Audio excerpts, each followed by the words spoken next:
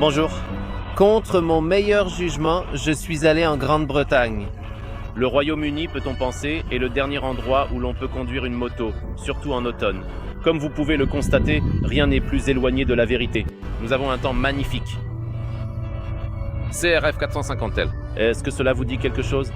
Il n'y a pas si longtemps, si je me souviens bien, juste avant les vacances, nous écrivions et publions sur Internet des informations selon lesquelles Honda allait bientôt lancer sur le marché, y compris en Pologne, une moto dual sport, à savoir la Honda CRF 450L. Le L est justement le surnom du modèle dual sport, c'est-à-dire un modèle comme la Honda Super, la Honda Africa Twin, donc une moto conçue à la fois pour rouler sur l'asphalte et pour la conduite tout-terrain. Aujourd'hui, je me trouve au Royaume-Uni. Comme vous pouvez aisément le constater, je me trouve actuellement dans un endroit très classique, un lieu tout à fait conventionnel et familier. Cependant, la machine que nous allons utiliser dès demain, dès les premières lueurs du jour, ne sera absolument pas classique. Au contraire, elle se distinguera par son caractère véritablement innovant et ses capacités extraordinaires, marquant une rupture significative avec l'ordinaire. La CRF 450L est avant tout une moto qui représente le chaînon manquant dans le catalogue de Honda. C'est du moins ce que je pense. Un tel engin, nous n'en avions pas eu en Europe depuis longtemps. 450 cm3, donc en principe une puissance modérée, mais tout de même suffisante pour permettre de se déplacer agréablement, de voyager ou de rouler en tout terrain. La CRF 450L est la sœur plus civilisée de la CRF 450R. L'apparence est pratiquement identique, donc la version L perpétue vraiment la tradition classique de l'enduro, voire du motocross. Mais ici, nous avons une homologation routière, ce qui nous permet de circuler sur la route sans aucun problème. Cependant, le véritable terrain de prédilection de cette moto reste sans aucun doute l'off-road.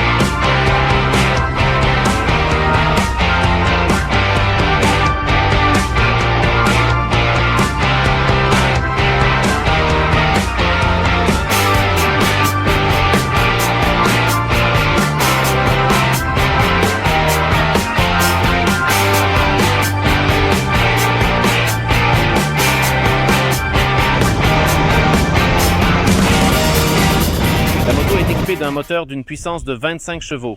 Et en réalité, cette puissance relativement modeste suffit amplement pour rouler en tout terrain, en off-road. Nous n'avons tout simplement pas besoin de plus de puissance. Bien sûr, si tu es un professionnel, si tu fais de la compétition à un niveau élevé, une puissance supérieure sera sans aucun doute utile et il est certain qu'un surplus de puissance serait appréciable sur la route, car 120 km/h, c'est clairement la vitesse maximale de cette machine. 25 chevaux en homologation européenne, 40 chevaux en homologation qui autorisent cette moto à circuler sur les routes aux États-Unis. Donc 15 chevaux de différence peuvent vraiment faire des merveilles. Surtout, comme je l'ai dit, sur l'asphalte. L'apparence rappelle la version R, mais nous avons la même suspension qui absorbe très bien les irrégularités. Fait intéressant, cette moto a des intervalles d'entretien indiqués tous les 32 000 km, ce qui représente donc une distance assez importante. À 32 000 km, nous avons la première grande révision, mais il faut se rappeler que les petits entretiens se font tous les 1000 km. C'est-à-dire que nous changeons l'huile, nous changeons le filtre à huile et nous changeons l'huile, donc nous rinçons le filtre à air et nous l'imbibons pour pouvoir continuer à rouler. Est-ce suffisant pour voyager? À mon avis, non. Et c'est sûr que cela va gêner les globetrotters qui choisiront cette moto. D'un autre côté, j'ai parlé avec les ingénieurs de Honda et ils m'ont dit que ces 1000 km, bien sûr, ce service est prévu pour le moment où l'on malmène cette machine en tout terrain. Dans des conditions routières, bien sûr, cela n'arrive pas, mais devrions-nous dépasser ces intervalles?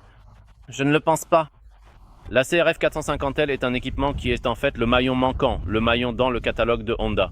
Jusqu'à présent, nous avions la 250 en version L et Rallye, qui était une excellente combinaison de motos enduro et de cross, et qui complétait en fait ce qui manquait chez Honda, à savoir le passage d'une petite cylindrée à une grande.